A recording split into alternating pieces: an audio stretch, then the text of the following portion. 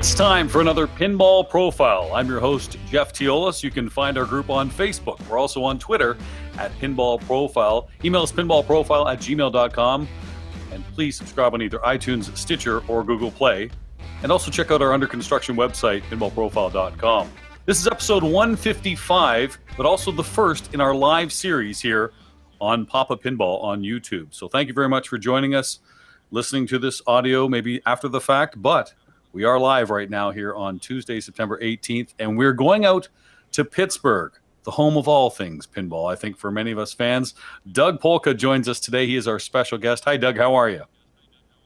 Good evening. I can't possibly follow up that introduction. That was super professional. Yeah, but the content you're going to be providing is what we're all here to talk about. And today's topic is about tournaments, too. You've run several. In fact, a great one that I experienced last year is coming up at the end of October in the Pittsburgh Pinball Open. We'll let you talk about that right now. Yeah, so we just threw it on the schedule. We had a difficult time getting the facility ready for the tournament, but it's going to be October 27th through the 30th. Pittsburgh Pinball Open. We have a main tournament, classics tournament, women's tournament, a unique format called Pinky Mon, which if you go on the website, you can read the details on that. There's a Facebook page out there now, so if you go on Facebook and search for Pittsburgh Pinball Open, you will find the event. We're in our 9th year, which is amazing because I still remember lugging the games into the basement of a bar to run the first one many years ago, but we're really excited. You know what's great about this tournament, too, for some of those people that like the throwbacks to the Papa familiarity that we see usually in April when the building's not being sold or whatever, the Papa ticket system. It's so difficult to get in, but PPO has that. And I always find that really benefits the better players. I know because I've never even come close to making it with the ticket system. You have to have 5 great games in the main. You have to have 4 great games in classics, and then cross your fingers that you're in the top 24. Yeah, that actually, when we created the PPO, me and a couple people in the Pittsburgh area back in 9 years ago, the idea was there wasn't all these tournaments that we see now. We're kind of spoiled that like every weekend there's somewhere to go and there's somewhere to go play pinball. But 9 years ago, there wasn't that. Like for us in the Pittsburgh area, we basically went to Papa and then we would go to another event that was in Fairfax, which doesn't occur anymore, but I hear it may be starting back up. So me and a couple local people got together and said, you know what, we love Papa and we love the Papa format. And while we don't have a building with 400 games in it, we can kind of replicate it in a way. So that's pretty much how the PPO was born, to basically rip off Papa. Well, it's a lot of fun, and I know the last 2 years, Alexander Kazmarchuk and Stephen Bowden have been trading back and forth. Was it Bowden who won it last year, or Alex? I can't remember. I think Bowden got revenge, didn't he? I think Steve won it last year. Alex won it the year before. My bad. No chairs were thrown last year. That's all I do remember. That was there were no chairs harmed in the making of Pittsburgh Pinball Open last year. Well, so while we're on the topic of tournaments, I definitely want to talk to you, Doug, about maybe some do's and don'ts for tournament directors and even players too, because not everyone's going to be a tournament director. So I think of when we first started playing pinball, and for me, it was just playing a game. Maybe it's an arcade. Then you found out about a league, and then we joined leagues, and there's a little bit of competition there, but really it's more about the social aspect too. Playoffs, obviously, a little more competitive, but then the tournaments themselves. The first time I went to a tournament, it was a pinball competition. I was hooked. It was fun. There was some adrenaline going on. I wouldn't say there were any tensions, but I've been to pinball tournaments where, that has been the case too. So at one point, after being in a tournament, I thought, I want to start my own tournament.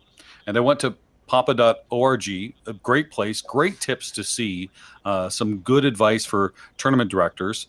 And, even though you think you know how it's going to run, things always pop up, things you can't really anticipate to happen. So that's why you're here to talk about maybe some of the things that we can do. And we're also going to invite people that are watching on YouTube on Papa Pinball to offer some suggestions. We've got a few questions already, too, that we'll get to and acknowledge, too, because this really is your show as well, too, as we do it live here for the first time. So there are different types of tournaments. And, Doug, I think we're going to exclude some of the maybe 1-2 hour just maybe a light tournament. We're going to be talking about if you want to have a tournament that maybe maximizes TGP for the IFPA standings. Maybe you want to have a multi-day event. So this is where you're going to come in and maybe give some good advice to some people. Okay, are you ready? Yeah. So, and as Jeff said, we're going to be talking more about a larger formats. Not necessarily most of the stuff we're probably going to talk about doesn't apply to like the knockout tournament at the local pub or whatever. So, some of the things I may be saying, you guys may think I can't do that. I don't even have keys to the game. So, just so Well, that's a where good we're point. starting from. Yeah, that's excellent to mention too, because you're right. The pub nights where you want to be in there 2-3 hours maximum, those strike tournaments usually are the best too. We're looking at more maybe you've got a bunch of games or a bunch of people are going to put them together. We're looking at those kind of tournaments that pop out that sometimes even turn up to be on the Stern Pro circuit because they're so popular. So Pro Circuit shirt on today. I've got mine on too. I think it's the first time I've worn it. I always feel guilty because I'm an alternate, but whatever. Shirt fits, I'm wearing it. Anyway, so these are the larger tournaments. So there are different varieties too. We know there are the pump and dump tournaments. So the herb style score, where that might be multi-day and multi-hour. So it's really your best score. And there's a scoring system starting at maybe 100, and the next score is 90, then 85, 84, 83, down the list. And your best 4 or 5 games, whatever the tournament director has determined, will place you into the playoffs. Now, those are big tournaments for people to run, but they're the ones that usually generate the larger amount of people, correct? Yeah, the pump and dump or the herb style or best game. It depends on what you want to refer to. Every format has its benefits and its drawbacks. So, like you were talking about earlier, how the PPO is the Papa ticket system. The Papa ticket system rewards consistency across a number of games because your ticket consists of 4 or 5 games, and then your total ticket score is what counts. Whereas in herb or best game, what you get is you can play Batman 66 over and over and over and over and over and over and over again, and you're just going to keep your top score, and your top score is the only one that's going to count.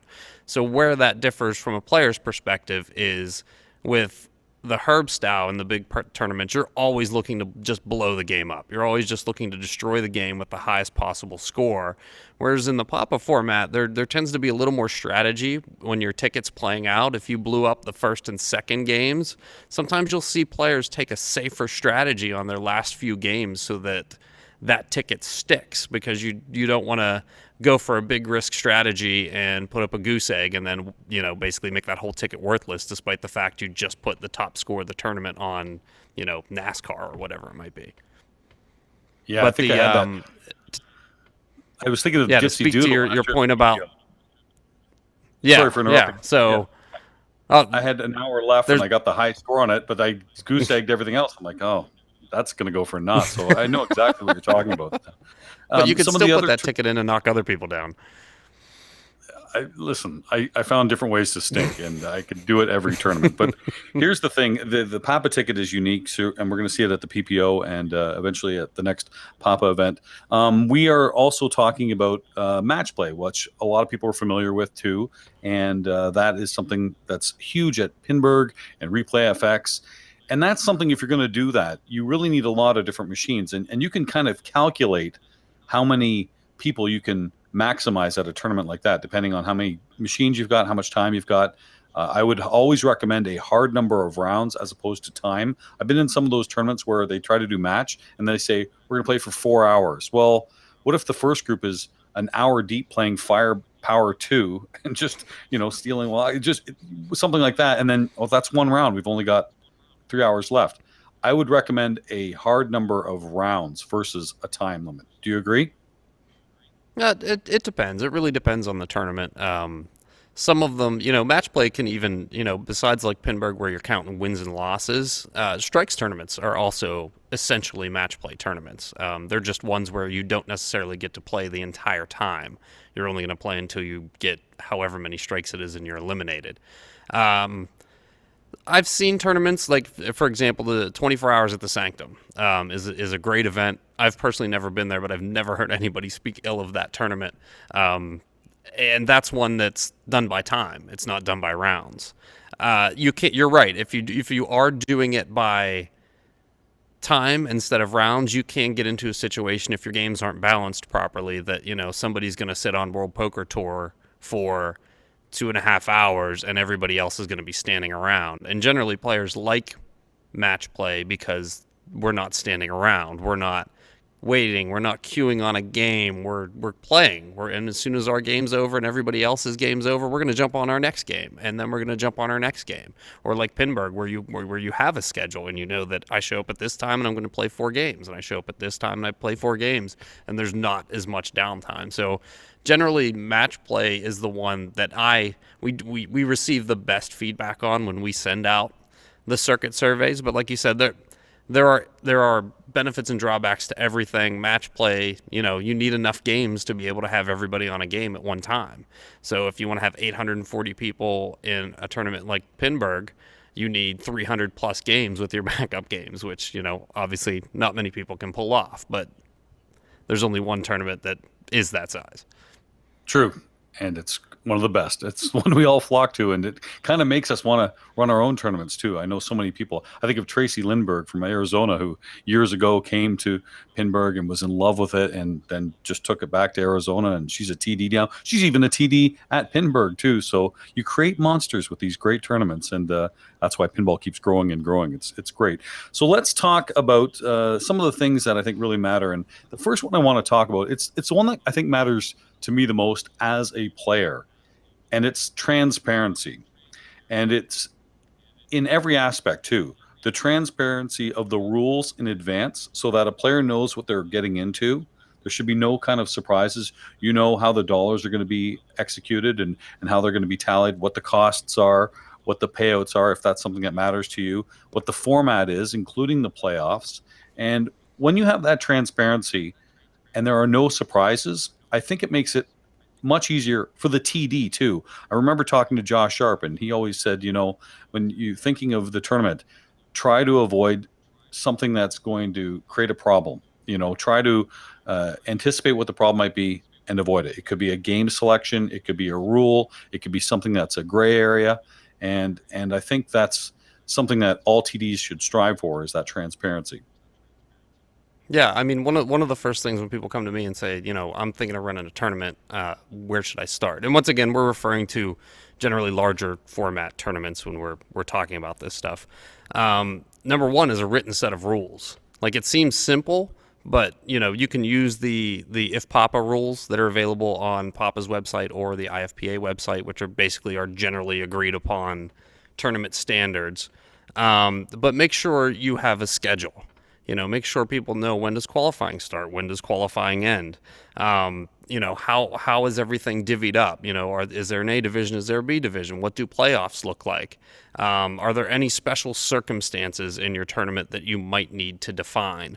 So, for example, especially if you're running like a Herb style tournament or best game tournament, like, you might want to have a rule in your rule set that says, after this time of qualifying, if a game goes down, we're going to leave the scores there. But if it breaks before that, then we're going to void the scores and refund people. So that's one of the things that you should think about. One of the things that trips up a lot of people, I've seen a lot of comments about it recently, is, what do you do with the entry fees? So I am not of the belief, especially when you're running a bigger tournament, there are a lot of costs involved with running large events, circuit size events. A lot of times, besides the sweat equity that the organizers put into the tournament, they also very frequently sink a lot of money into a tournament. And especially if they're trying to grow their scene. Like we were talking about the PPO earlier. The first probably 4 or 5 years I ran the PPO, it ran at a tremendous loss because I paid for all the trophies out of my pocket, the trucks to transport games, I paid some techs to be on hand, things like that. And that stuff adds up. But as the tournament grows, I don't think it's reasonable to expect the organizers to just eat that cost. That being said, transparency is important. people should know what they're getting into. So, like for something like Pinburgh, you know what it's going to cost to enter Pinburgh. Pinburgh also has set payouts. So, if you're a person who's thinking about what does this cost versus what I'm putting in, you can look at the payout schedule. You can see how much it costs to get in, and you can make your decision there.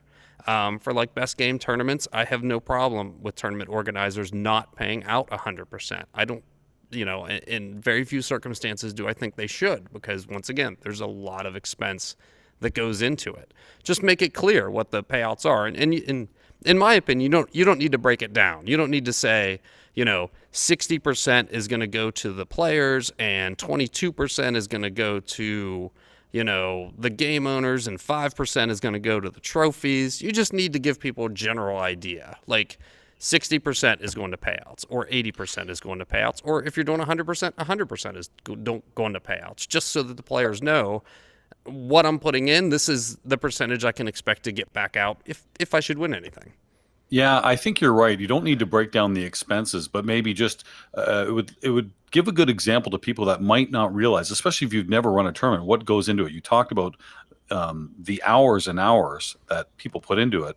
I don't think anyone's taking expenses for that, but if you're paying volunteer techs to be there, that's a big thing, and I have zero problem with that, because we're going to get to that later. You want games that work, and if the techs are there to make it work, and games aren't being pulled, and you don't have to refund the money, that's great. So those are some of the hard expenses too. What about the rental of the hall? What about if your machine is on being lent to you? So those are some of the things you have to think about. Yeah, the trophy. So maybe it's like you say, 60% going back to the players, the other 40% expenses, and they are A, B, C, D, but not 10%. You just have to say what that clump is. I think that's safe, and I don't think it's up to the tournament directors to decide what those percentages should be. And then if you're being transparent and it's in your written rule set or whatever where it's going, then the players can decide if they want to attend that tournament based on that information or not. In my experience with all the tournaments that I've seen and been to and helped run or whatever, players flock to good tournaments.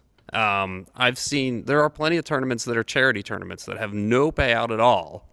And people go and play in them anyway because it's run well, or they choose to support the charity. So I don't believe that you need to have 100% payout to have a great event.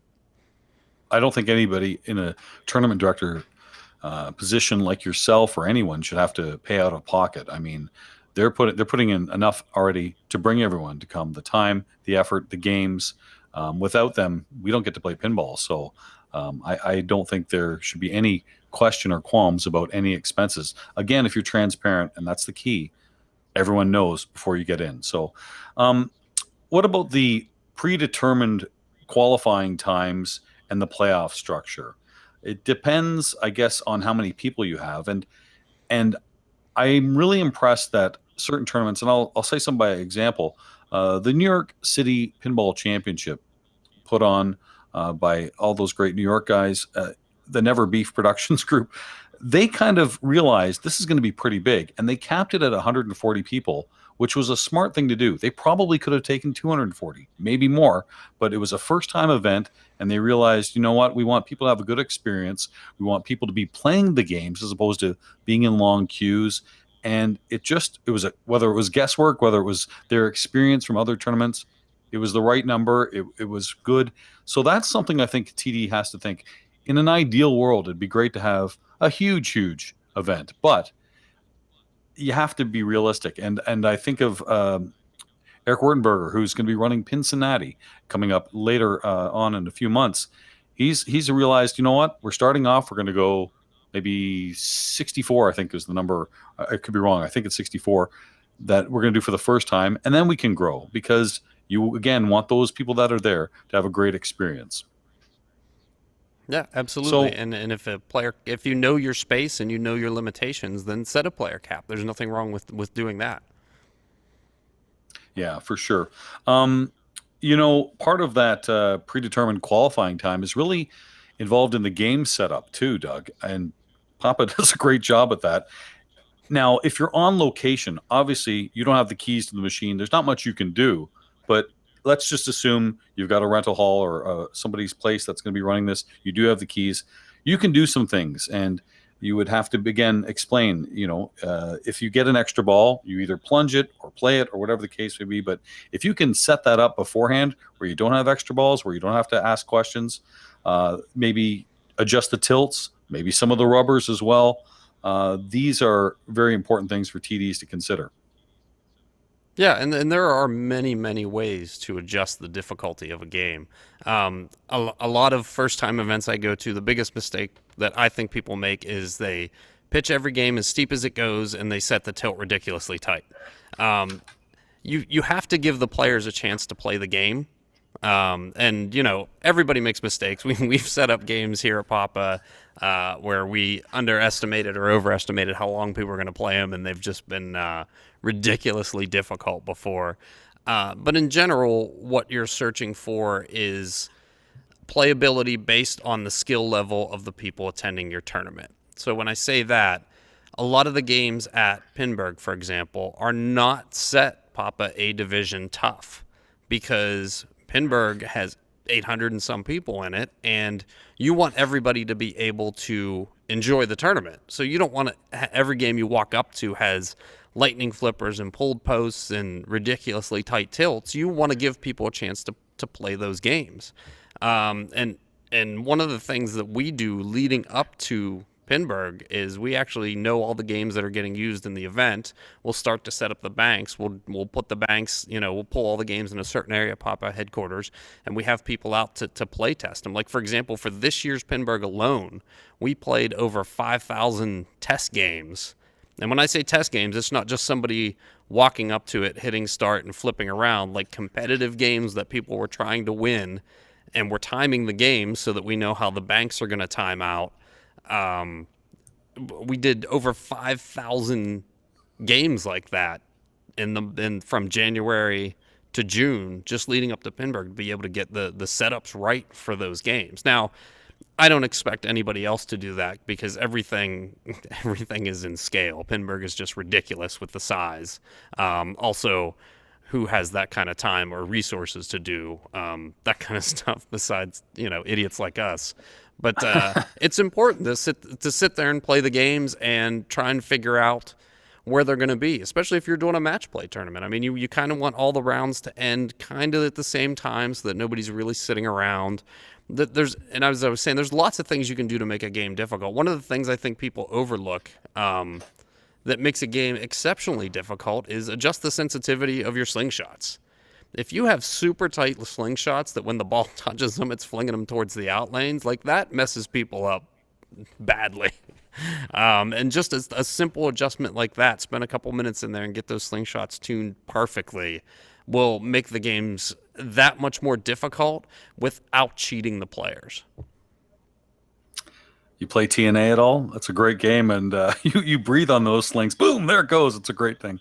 Yeah. But you're right. I mean, it's interesting too that you say that about the slings, because I think of other games where, especially in some of the older games too, where you plunge and you just hope you get a flip, and that's some of the cases with some of the EMs. But when you have a variety of these games, I think it all works out in the wash, as they say. So we've got some people who've asked some questions. Mob Roller's a big pinball player. Looks like he's looking forward to the Pinburgh points. He must have done very well on that too. And just to let everyone know that they have been submitted to IFPA. So thinking, They're in the IFPA's hands. Doug, I'm going to say it for you, okay? Because I don't want people to say, where are the points? Where are the points?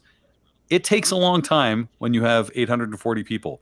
And also, too, when the names you enter in to register are the ones matching your credit card. My example would be Jeffrey D. Teolis.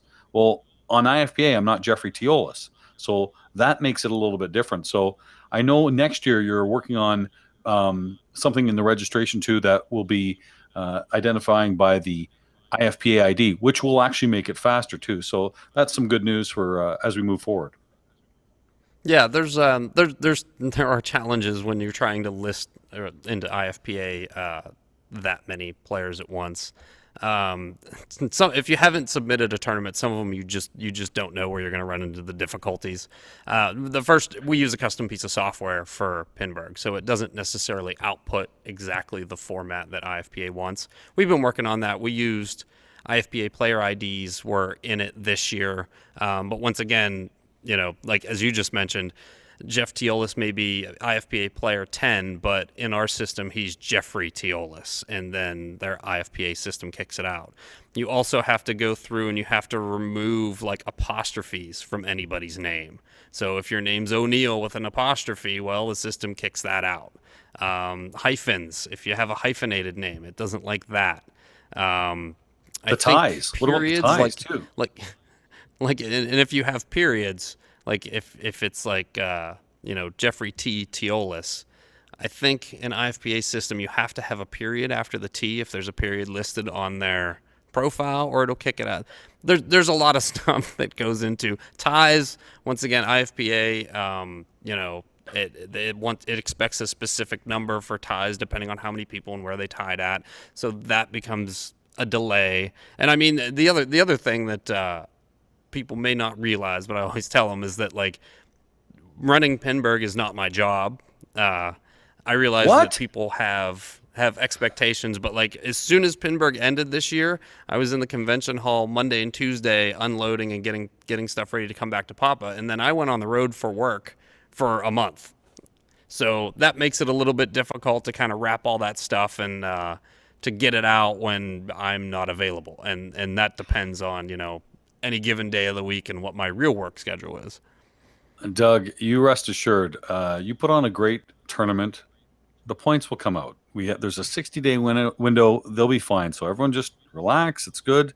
They'll be out there. And again, you're right. That's a good example too. Think of all the prep you did before that, and how much time and commitment you and the others there in Pittsburgh do to make that a great event that everyone from the world comes to. So well done on that. And you know what? The points will be there soon, very soon. In fact, recently submitted. So don't you worry about that. But that's something. Direct all those questions to Josh right now, because he's sitting on those points. So make sure go harass pinwizj@gmail.com. There you go.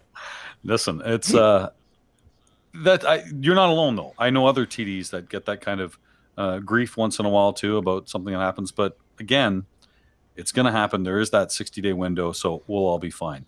Some of the other questions we've seen too about game setup. You see a lot of times in tournaments, some games just aren't used, and some of the ones used, an example would be the Simpsons Pinball Party would be one. The Hobbit we've seen eliminated a few times. I think Lord of the Rings. Some of the long playing games. What are your thoughts on some of the longer playing games? We were just in Cleveland. Solar Fire. I think Eric Stone is still playing that game right now. It was, I believe I can still hear that upper playfield registering points from here. So yeah, longer playing games. Well, we'll go right back to Cleveland. Cleveland Solar Fire was a backup game that we took up there. It wasn't even supposed to be in the tournament. It was supposed to be in the free play area, and we just had 2 games go down really early on that we couldn't fix. So Solar Fire ended up in the tournament. Having long playing games isn't necessarily a bad thing. Generally, you want to try and set those up harder than your other games just because, well, they're long playing games, so you want to make the game time shorter. I know that I take pleasure in being able to take games that people say can't be used in a tournament and using them in a tournament. I know that Jim Belcito, the guys out that do that Never Drains in Southern California, they're always pulling out some neat things on games where people are like, you can't use that in a tournament, and they'll come up with some way to make it tournament worthy. And that's one of the challenges of being a tournament director. It's kind of fun to be able to pull something like that out, and people go, you use that in a tournament? You can't use that in a tournament. And then you find a way to try and make it work. Sometimes it doesn't. Sometimes you end up with whodunit in Pinburgh finals and play it for 3 hours. Thanks, Kaylee. Thanks a lot for that.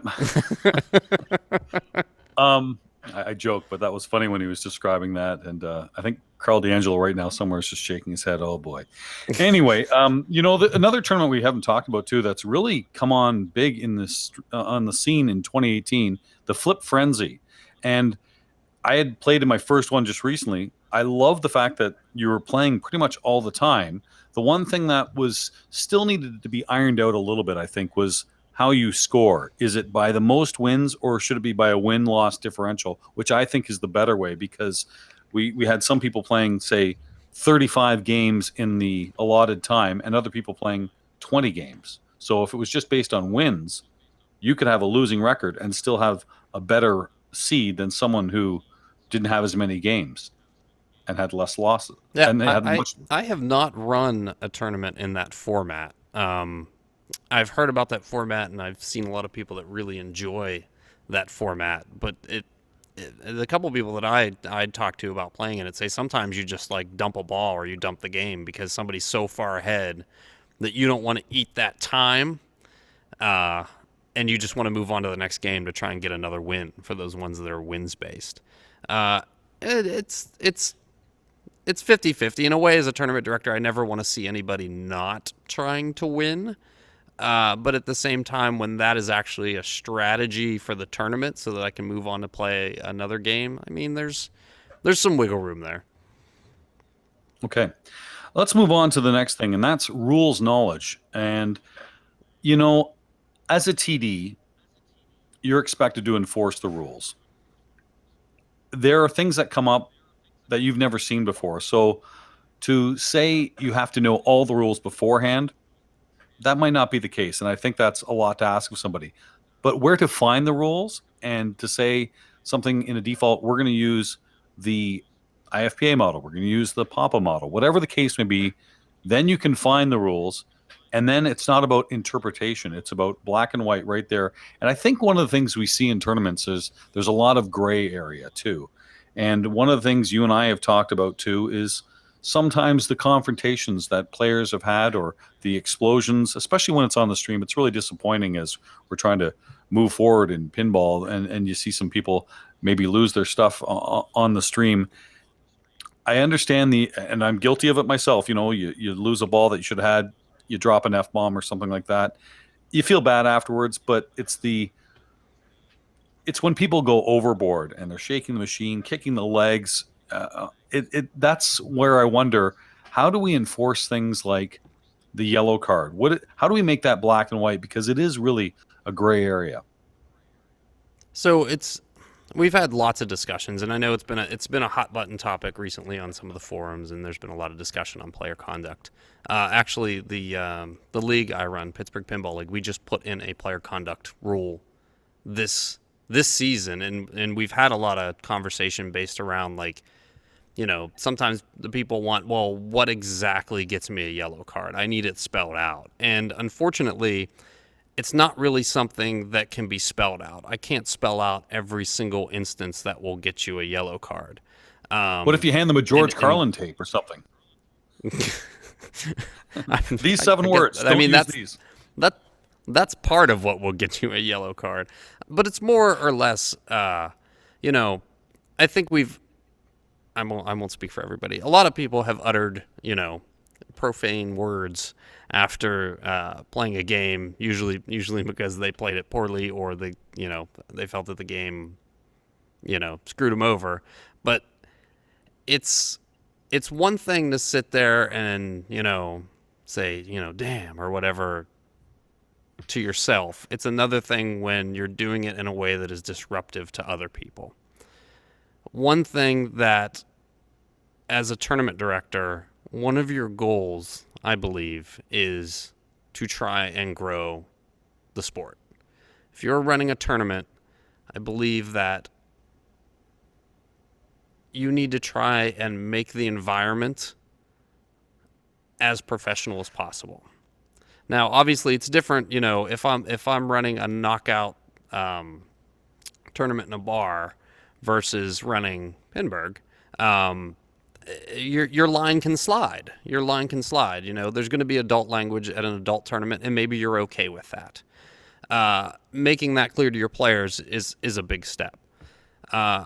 There are many times in the past, even with Papa and Pinburgh, where, you know, and this is 4 or 5 years ago, where I wish I would have punished a player.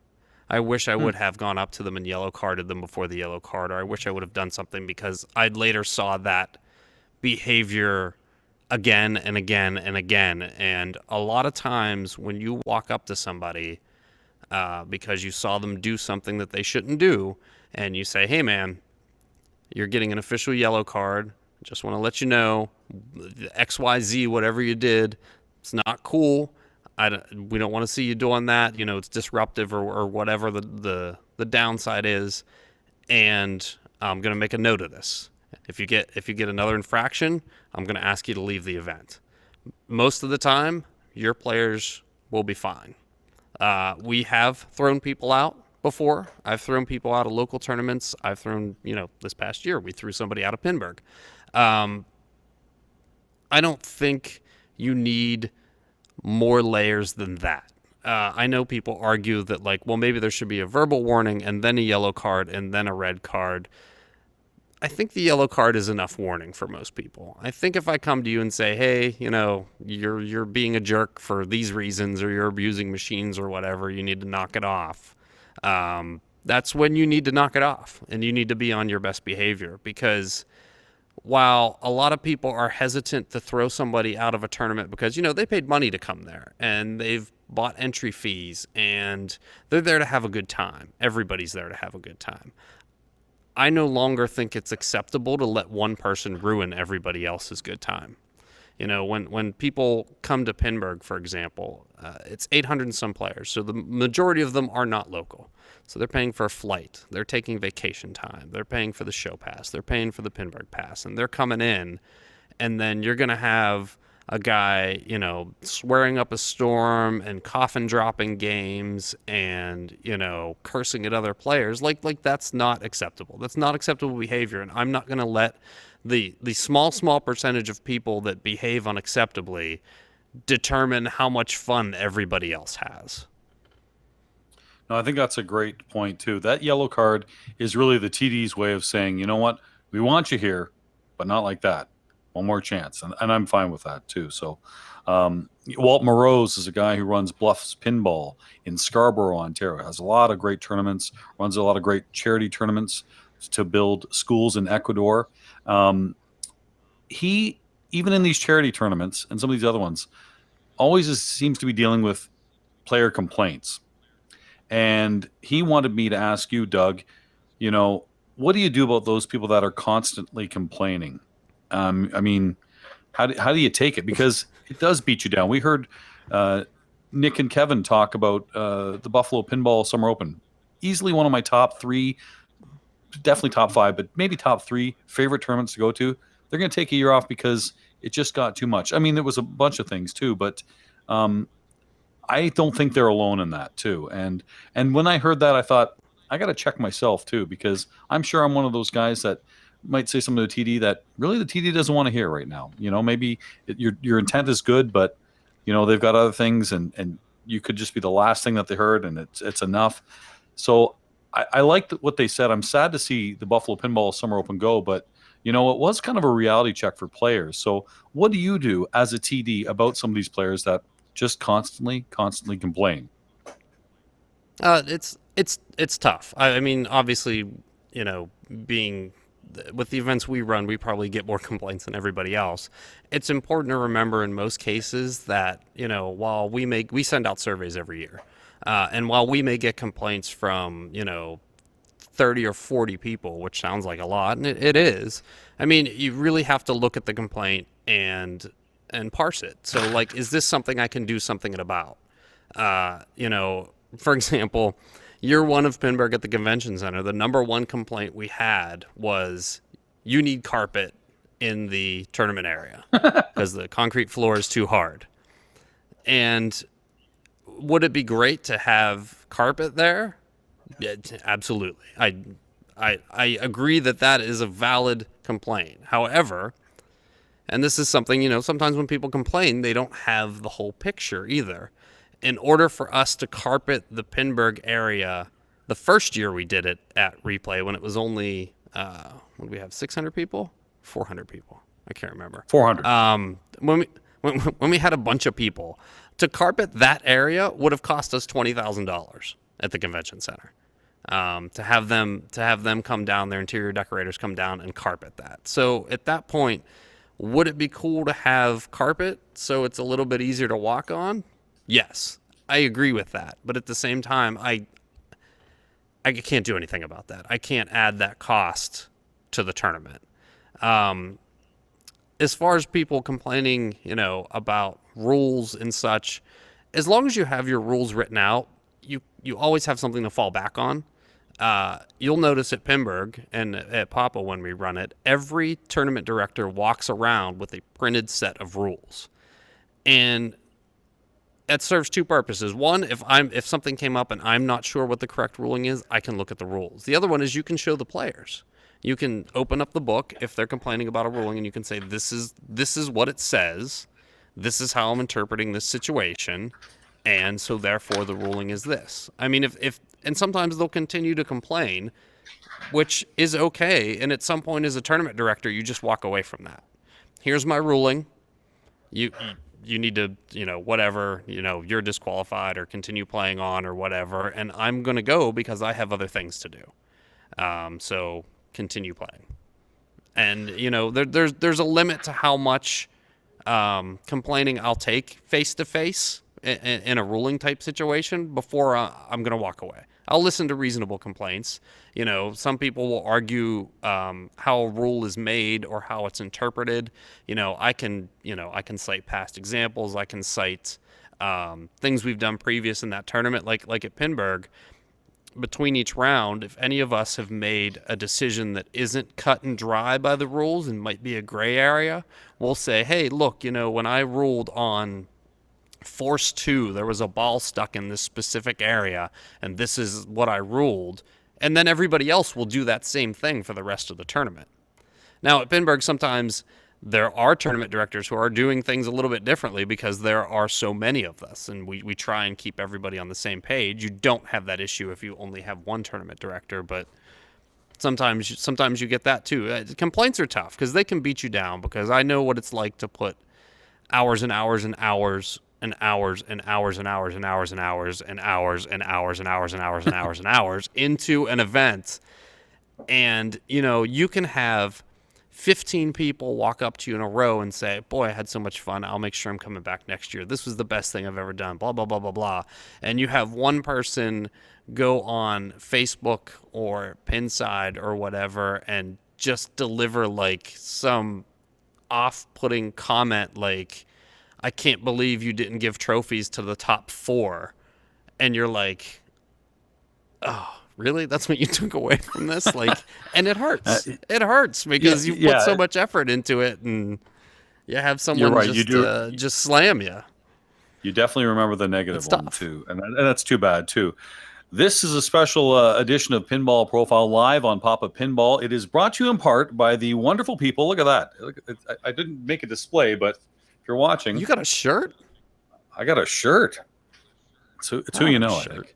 Well, it's Pindigo, the premier social tracking app for pinball players. Save your scores, follow your friends, compare, and compete. Available on iOS and Android. Check it out at pindigo.app. So thank you very much for the fine people at Pindigo for bringing us. Doug Polka and I are talking about tournaments, and you just mentioned about the rule books and people having these. It brings the next point too. If you're having a larger tournament, you're going to need volunteers, and you're going to need to reward those volunteers. Maybe it's some entries, maybe it's an hour of play, but also that rule book. The volunteers need to know, maybe not the rules because they're not the TDs, but they need to know some scoring things too. And I think you told me at Pinburgh, you actually have meetings with the volunteers just to make sure they understand certainly how the software works, which is very, very important. Whether you're using Carl's Never Drain software or the great 1-2 matchplay.live. That one is the Matchplay Events. Is that what it is? Matchplay Events? Yeah. Great one too from Andreas. Awesome. Yeah.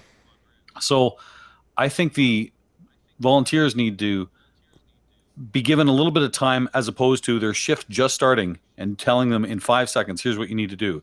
Because it's a little stressful for the volunteers too. Yeah, I know with the last Papa that we ran in the facility, Elizabeth Cromwell, who handles all the volunteers for Papa, she had basically a one-page training thing. And before anybody showed up for their first shift, they had to go to the desk and they had to get run through this training thing, and they learned the basics of the software, and then we set them out on their own. A lot of the Papa style and best game style tournaments, like volunteers are the lifeblood of those tournaments. Like if you don't have enough Agreed. scorekeepers, it makes everybody have a worse time because I'm waiting to get my score recorded and there's already lines and this and that and the other thing.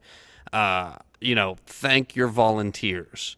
Thank your volunteers over and over again. If you can, volunteer. I realize that not all players want to do that, and that's fine. I also don't have a problem with. I've had it mentioned to me in the past, like what's the appropriate compensation for a volunteer? What should you should you give them tickets? Should you give them extra scorekeeping? Should you give them extra play time at the end of the qualifying, so that they can get last chance dibs qualifying on everybody? And the answer to that is pretty simple. You get that. You give them whatever you need to give them to make sure all your scorekeeping shifts are filled. Because when you have a full scorekeeping roster and they're not overwhelmed, that tournament will run so much better than if it wasn't.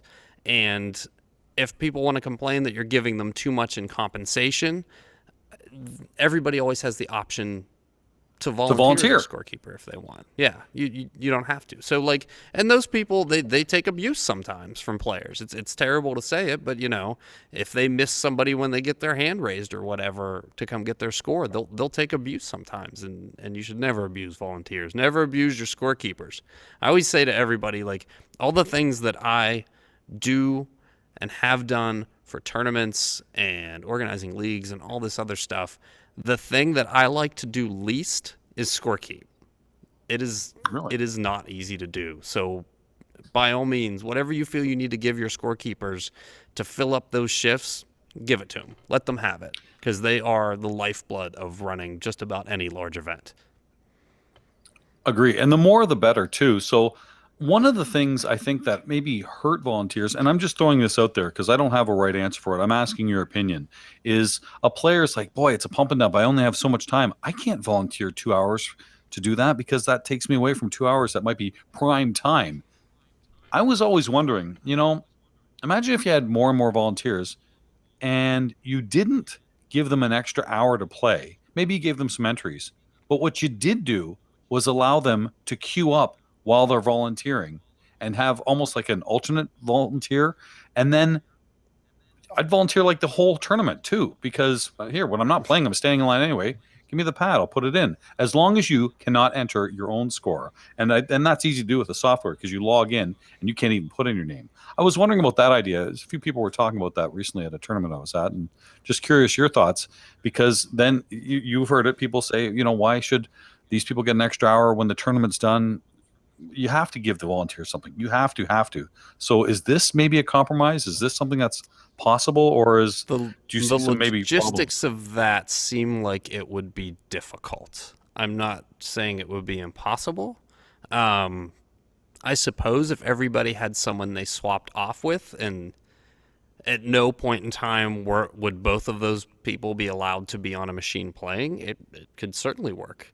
It might be a little confusing for the players to figure out who exactly is scorekeeping. But I mean, the person holding the iPad. I would think a person. I wouldn't be opposed to a tournament trying that. I mean, if you can come up with a way that makes it so that there's always people available to take scores, yeah, absolutely. If that's going to get you more volunteers, do what you got to do. All right, just a thought. So, okay.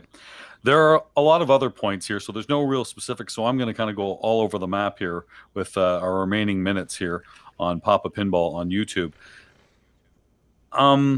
Spacing of the games. Again, we're not talking about you're at a location, but you are at a certain place and you can set up the games. You have to provide enough spacing in between the games so that somebody doesn't, you've got enough room where you're not banging into somebody, enough room behind you, certainly enough power. These are things to consider. And also and Ian Harrower brought this up to me, and I thought about it. He's absolutely right. The lighting is very, very important, whether it's sunlight coming in, whether it's direct light above, like this stupid one that's on me right now on the screen and making me blue, whatever. But, the lighting is very, very important. So what are some of the experiences you've had with spacing and lighting, Doug, that you think you could pass on to maybe some TDs? So it's funny because at Pinburgh, I always say we use the Imperial system to space out the distance between the games, because the distance between every Pinburgh game is one dug width apart. If I can walk between a game broadways, then that's the width apart, and whatever measurement that is, because it's the easiest thing for us to set up. If you're in the position where you can have unlimited space, that's great. I mean, Pinburgh kind of has that with, we have a giant hall to be able to put our stuff in, and we can space the games necessary. I mean, depending on what you're running where, you may have to sacrifice space in between the games. It's also what you're trying to accomplish. Like if you want to stream your games, well, you're going to need space in between the games to set up camera rigs, because then you also got to leave space for text to get in there. For like Papa or best game style qualifying, that's another consideration. You want to make sure that somebody can be working on a game and not interfering with the person playing the game next to them, so you can still keep those cues going while a game is being repaired. So, I mean, spacing is really, it's subjective to the amount of space that you have available. I personally would rather have more space. If I had a space issue at a venue, I would take a game out as opposed to trying to jam another game in. I just find that everything works better when you have a little bit more space. Your mileage may vary, but that's been my experience. You mentioned lighting.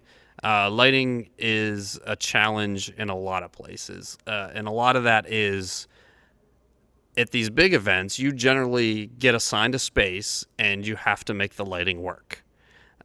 And that can be a challenge. At Pinburgh this year, because we occupied a new part of the hall, there was lighting issues over a couple of the banks of games, just because you have to put the games in that hall where the drops are for power. But with the way that third hall was set up, it just meant that there were a couple of them that were underneath some of those strip lights. And we tried to adjust the lighting up. We tried to adjust the lighting down.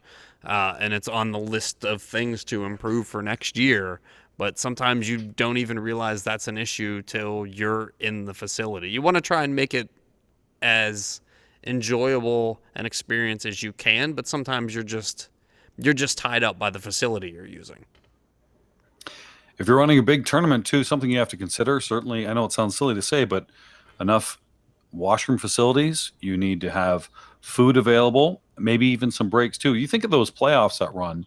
If you're playing a playoff at 10 in the morning and it goes till 6 or 8 at night, are there any breaks? Are there any opportunities for someone to get some food, or is there food even available at the venue? I think those are things to consider too. And you probably don't think of that at first. You're just thinking all about the pinball, but it really is everything else that makes the pinball tournament and the show complete. That was one of the driving forces that moved Pinburgh to a larger facility. The last year we were in the Papa facility, we were at 400 people. And because, well, Pinburgh has assigned rounds, so like at the end of every round, the bathrooms would get full. And in the men's room at this facility, we have 5 stalls. So you've got, mostly men in the tournament. You've got 300 dudes all trying to go to the bathroom at the same time, and it doesn't work. And our septic system doesn't handle that. And where the facility is now, you don't readily have access to food anywhere nearby. So you either have to get in a car, or a couple years we brought food trucks in. Like when you get to a certain size, all that stuff becomes part of the adventure and part of the quality of the tournament. One thing that has always stuck with me, we were down one year, we went to Free Play, Florida to help them with their tournament early on when the Papa Circuit existed. We were sitting at the hotel, and there were 2 gentlemen there who worked. They were at a convention that was there for like fairs, so like county fairs. They send their organizers to this convention to share ideas and stuff. So we got to talking to them about like the challenges that they face. And one of the things that the one guy said to me that has stuck with me to this day is that people will judge your event based on everything that happens from the time they get to your city. So even if like the airport is a mess, and I know you have no control over that, but like those are all factors. If their car broke down on the way there, they may look poorly upon your event because they remember it because your car broke down. So the point of that is you want to take as many things as possible that you have control over and make them as good as possible, so that even if they had a bad experience outside your tournament, which they may associate with the trip to your tournament, that the things you did right outweigh all of that and give them the will to come back to that tournament or to go to another tournament and say, hey, you know what? Spending time to travel to this tournament was a great idea. Next year I'm going to go to Oklahoma City and go to Cactus Jacks, or I'm going to go to Indisc, or I'm going to go somewhere else because I think that, this is worth my time. This is worth my money. This was fun. This was a good deal. There's so many tournaments. It's amazing to see the IFPA player growth just jump exponentially every single year. It blows me away. I think 3-4 years ago I got in, I was like 23,000. We're almost at 63,000 right now. And the tournaments have gone up. And the Papa circuit, now the Stern Pro circuit, has just been incredible with all the different events. You mentioned the PPO, the Pittsburgh Pinball Open, coming up very soon in October. These are some of the great tournaments and examples of how to run tournaments, and we've seen so many of them. There's a lot coming up. You mentioned the Sanctum coming up, a different variety of tournaments. I don't recommend everyone do a 24-hour tournament, but if you're game, if you're willing, and you're crazy like me and you want to play like that, I'm going to do it once, Doug. I'm going to try it, and I'll probably like it and want to do it again. But it's not the tournament. Do you know, Doug, when you're playing these games and you're in a tournament, you lose track of time, and you're like 8 hours in, you're like, I should probably eat. I should probably go to the washroom. I should probably do something that is normal that you would do if you weren't playing pinball. So 24 hours of that, I'm going to forget, and I'm going to be thinking the next day, the 2 days after, zombie. It's not going to be very productive for me for sure, but it's going to be fun. Something to do, and I'll have to quickly for Free Play Florida a week later. When people talked about the Sanctum early on, before I just actually met Jim for the first time this year at Pinburgh. He came in and was one of our techs. An awesome guy. And I remember the first time I heard that they were running that tournament, I was like, who in their right mind wants to do that? Who wants to be up for 24 hours playing pinball? And it turns out a lot of people. It's a great idea, and they do a fantastic job. Everybody, they sell out instantly. Like they can't even fit all the people that want to play in that tournament, and that's the biggest praise you could possibly have. While I've got you on here, and we talk about those instant sellouts, City Champs, another one, Pinburgh, the Sanctum, some of these events, even once the New York City Championship Pinball, the New York City Pinball Championship announced they were going to go 140, it sold out instantly. So once you put a cap on that, we're seeing these just go really, really quickly. Is there ever going to be a time where maybe last year's winner gets a buy or some case like that? Or how is it going to, I hate to think of, and I'll use an example of Keith Elwin, for whatever reason, doesn't get in to Pinburgh, only because his computer failed, and power was out, something like that. Be like, wow, you're so far down the wait list. I've had people ask me, will there ever be an exemption for that? And my guess is no, but I'll ask you. I would never say never, because that's very absolute. One of the core things we try and maintain with Pinburgh is that everybody has pretty much the same tournament experience. So whether you are an unranked player or whether you are Keith Elwin, you're going to have the same experience during the tournament, and that includes registration. We are working on ways to be able to increase the number of people in Pinburgh. Believe me, we want to have as many people as possible. I hate having to shut people out of the tournament. I want everybody that wants to come to the tournament to come and enjoy the tournament. But, and it's something in what the guys in NYCPC did. At some point, the logistics become too great. 840 is where we were for Pinburgh. Like, we pulled that off really well this year, I thought. And I thought we did it well enough that we can now look towards growing it even more. But every time you add more players to a tournament, especially a tournament of Pinburgh size, the logistical challenges become that much greater. It was a running thing we kept saying. I kept saying to Mark, and I said to a couple people at Pinburgh this year, is like, running Pinburgh is not running a tournament. Running Pinburgh is running a logistics company, because everything you do, you have to do on such a grand scale. I mean, a simple example of that is at Pinburgh, our backup banks are 40 games. We have 40 games to use as backups, specifically set aside. That's bigger than probably 99% of tournaments out there. And that's our backup bank. Like, so that just gives people kind of like the scale of what you have to go through to pull off something like that. So every time we make a change, believe me, it is bantered about internally between all of us, myself, Mark, Elizabeth, Bowen, Kevin, and we don't make any change without really going through, here's the positive, here's the negative, where's this going to get us, what do we think the opinion's going to be of this. Every time we've made a change, we receive a lot of negative feedback. And like we were talking about before, negative feedback, I mean, whether you want to admit it or not, it hurts. But at the same time, sometimes you are doing something to better the event or something you think will make pinball better that you feel compelled enough that you still need to do it. A really good example of that is the first year we put the TV stands in at Papa. So the big 2-tier TV stands with the 55-inch TVs.